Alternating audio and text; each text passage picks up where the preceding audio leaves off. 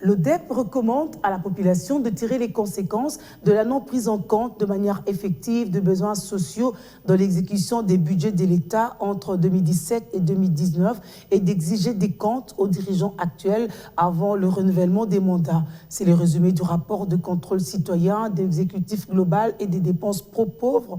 Dans ce document, l'Observatoire de la dépense publique par l'exécution de budget du pouvoir central situe à 11,2 milliards de dollars américains contre les prévisions de 17,1 milliards pour cette structure. Les régimes se succèdent, mais la mauvaise gouvernance des finances publiques demeure et empire au mépris de l'éradication de la pauvreté et de la lutte pour le développement social.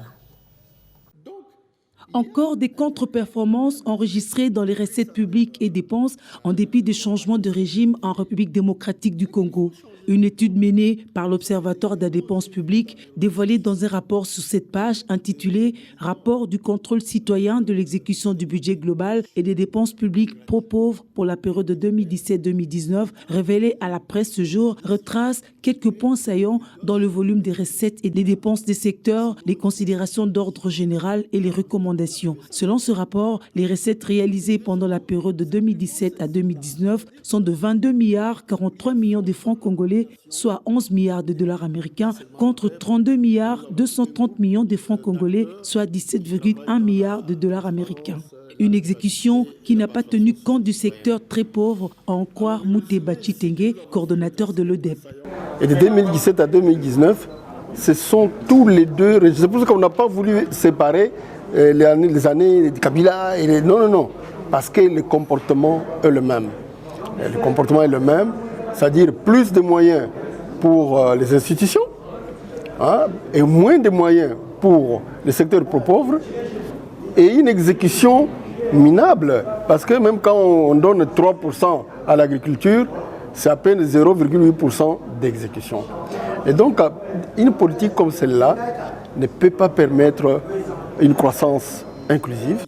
Des données chiffrées et détaillées notent 19 cas de corruption non contrôlés par l'État et la justice, ainsi que de fraudes organisées au niveau du circuit des dépenses publiques qui font perdre à l'État énormément de moyens. Face à ce tableau peu reluisant, l'ODEP formule quelques recommandations.